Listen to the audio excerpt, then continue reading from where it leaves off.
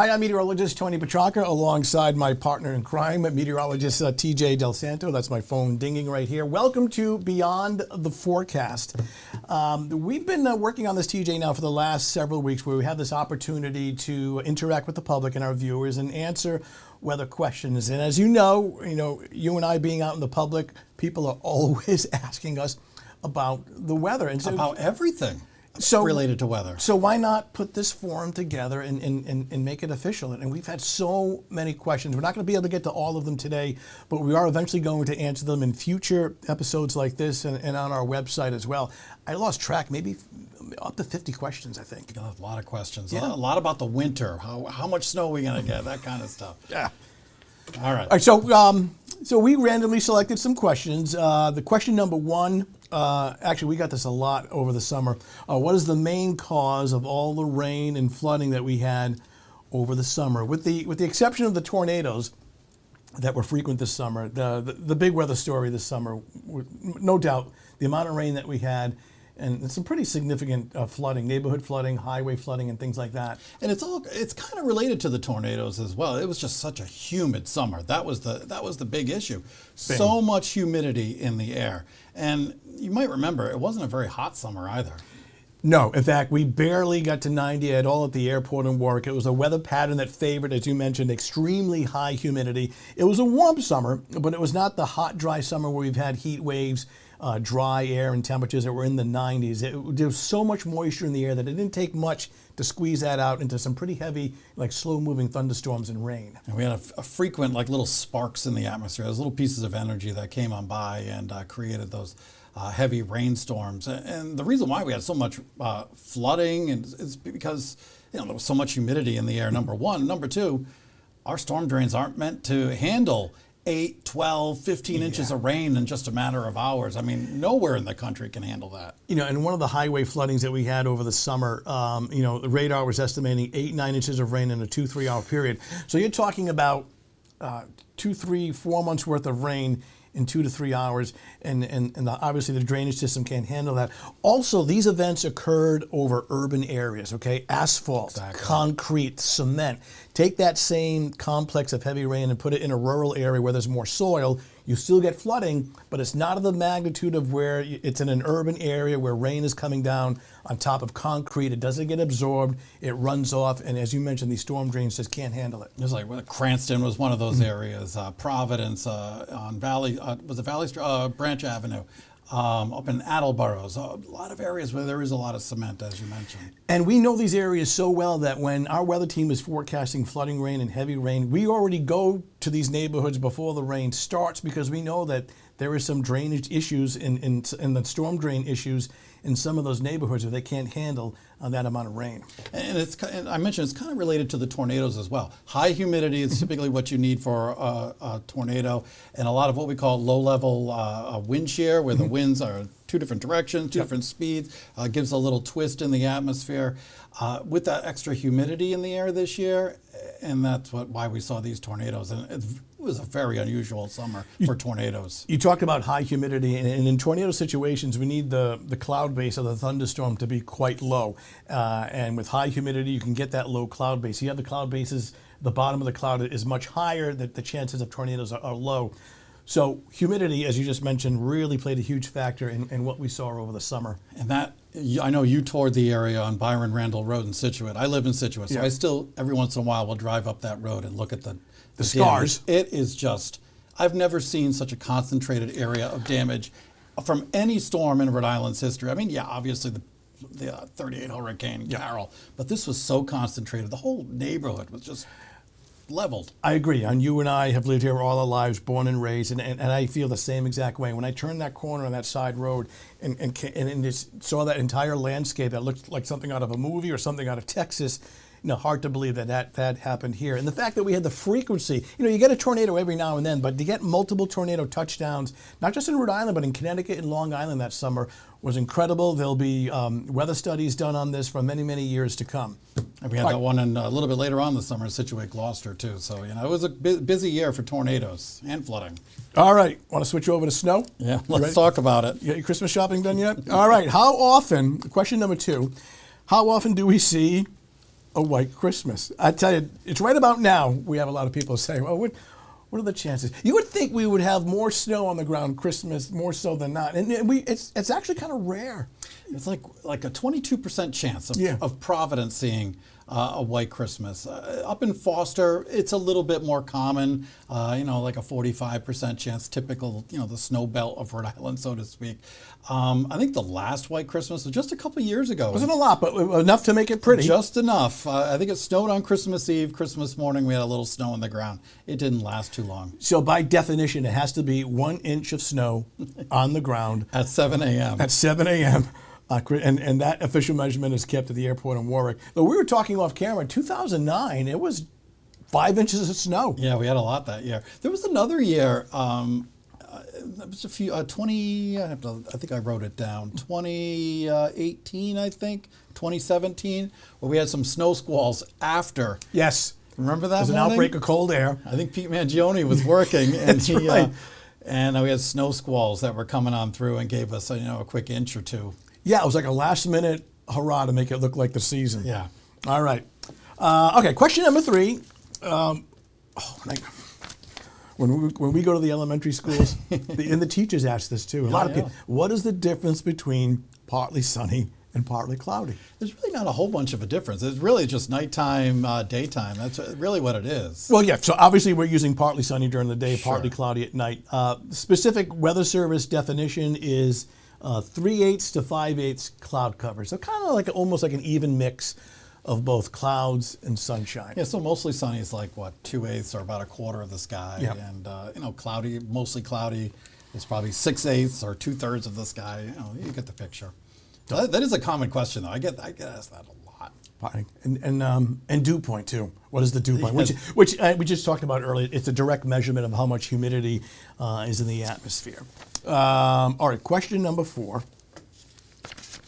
And we picked this because so many people have asked this question. Why don't we get snow like we did back in the 1960s? My immediate answer to that was I was shorter in the 1960s, so it seemed like It seems like a lot more, right? It seemed like a lot more snow, but obviously there's more science to it than that. And the story that I'm working on is snow trends, and that kind of. Let me interrupt you. That is going to air on Friday, which is November. It's going to be on Friday morning, and it'll be online as well if Yep. you don't have the opportunity to watch it. But yeah, it snowed a lot more in the 60s. In fact, we have a top 10 list of snowstorms. Maybe we can pop that up. There were 3 storms that were in the 1960s within that top list of snowstorms. It did snow a lot in the 60s. It was colder then, and we've seen a gradual warming trend, and over time we're starting to see less and less of snow. So that's just kind of a brief introduction as to the trend in snowfall. And I've noticed the frequency as well. Now, you and I have been working together now, I've lost count, 25 years, longer. And we've seen our share of big nor'easters, blizzards. Just recently, the blizzard in January 2022. It's on that list, I think. Yeah, 2022. So if you remove that blizzard, which was about 27, how many inches? 20? It's like 19, I think. 19.3. Okay. You remove that blizzard, that winter only had 16 inches of snow. Yeah. So it's like you have these winters where you don't have a lot of snow, but then it only takes one to kind of top it all off. But I think what people are saying is that it seems like the frequency doesn't seem as much as far as snow, and also I found like the shelf life. Like I remember when it would snow, it would be on the ground for days and days and days and weeks. Where we get snowstorms, especially after that one, a week later it's gone. It's just getting warmer and warmer. So we have a hard time even not just getting the frequent snowstorms, but maintaining it on the ground to give that impression of why doesn't it snow as much as back in the 1960s. Exactly. That was a great question. That was from Rock. Thank you very much, Rock. Oh, and speaking of snow, of course, you're working on your special story, which airs on Friday. I have one on 12 News at 5 o'clock on Thursday. No pressure here, just figuring out. Just the next few months, how much snow we're going to get. Just figuring out what the winter forecast will be. So that's coming up on Thursday at 5 o'clock on 12 News. And, we look at global factors and things to kind of, first of all, we're giving an estimate of what the winter may be like as a whole. I'm sure you're not telling us Providence is going to get 18.2 inches or something like that. No, but we're kind of giving kind of a generalization of both snowfall and temperature from the period January, February, December, January, February. We're not including March, and of course that'll be airing on Thursday. So tune into that. All right, want to go to the lightning round? Whoa! Do we win anything? Is there bonus prizes? We might. All right. Or I'll quiz you. Okay, good. This is from Patricia. What does NNE mean in our wind forecast? That's right. NNE. NNE. North-northeast. North-northeast. The other question I'll get a lot is, north-northeast.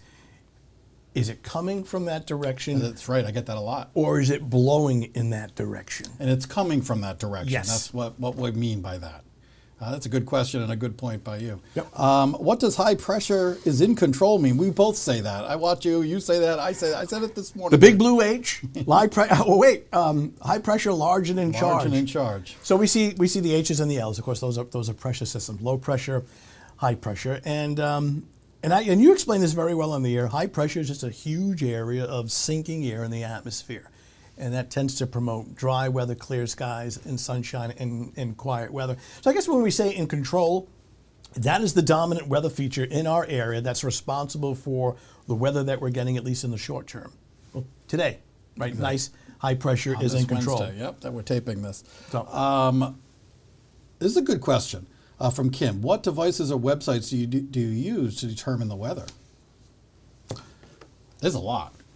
Oh yeah, that might not even be a lightning round question. Yeah, we'll certainly dive into it. Well, for one, as you know, we have a tremendous and great working partnership with the National Weather Service, with NOAA.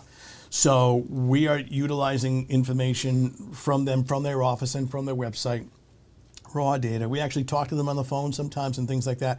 So we are working closely with the Weather Service and their websites. But we also, we're purchasing raw data from when we talk about computer models. We're using other websites to look at some of these computer models to make our forecasts. And a computer model is like a little computer program that actually tells what the weather might be in the future. And there's a bunch of different ones that we look at. You've probably heard of the Euro, you've heard of the American or the GFS models, the NAM, the HRR.